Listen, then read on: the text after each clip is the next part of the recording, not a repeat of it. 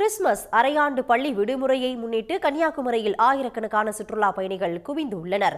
கூடுதல் விவரங்களை தர காத்திருக்கிறார் செய்தியாளர் வேலாயுத பெருமாள். கிறிஸ்துமஸ் மற்றும் தொடர் விடுமுறையை ஒட்டி எந்தெந்த ஊர்களில் இருந்து சுற்றுலா பயணிகள் தற்பொழுது கன்னியாகுமரிக்கு வருகை தந்திருக்கிறார்கள்? எந்த இடங்களுக்கு அதிகமாக சுற்றுலா பயணிகள் சென்றிருக்கிறார்கள்? விவரங்கள். கண்டிப்பாக, அதாவது உலக சுற்றுலா தலங்களில் மிக முக்கியமானதாக கருதப்படுவது கன்னியாகுமரி ஆகும். இங்கு தினந்தோறும் உலகின் பல்வேறு பகுதிகளிலிருந்து ஆயிரக்கணக்கான சுற்றுலா பயணிகள் வருகை தருவார்கள்.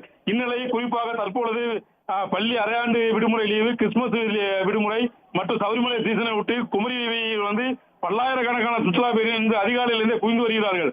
அவர்கள் பகவதியம்மன் கோயில், கிழக்கு வாசல், சன்ரைஸ் பாயிண்ட், திரிவேணி சங்கமம், கடற்கரை பகுதிகள் காலையில ஒரு 4 மணிக்கே வருகை தந்து பல மணி நேரம் காத்திருந்து சூரிய உதயத்தை கண்டு ரசித்து வருகிறார்கள்.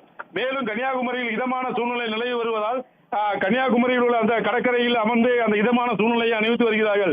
கன்னியாகுமரிக்கு தமிழ்நாடு, கேரளா, ஆந்திரா, கர்நாடகா மற்றும் தெலுங்கானா பகுதிகளிலிருந்து கணக்கில்லாத பல்லாயிரக்கணக்கான சுற்றுலா பயணிகள் வருகை தந்திருப்பதால் போலீசார் பலத்த போலீஸ் பாதுகாப்பில் ஈடுபட்டு வருகிறார்கள். அதே போல் கடற்கரை பகுதியில் கடலோர பாதுகாப்பு குழும போலீசாரும் பாதுகாப்பில் ஈடுபட்டு வருகிறார்கள்.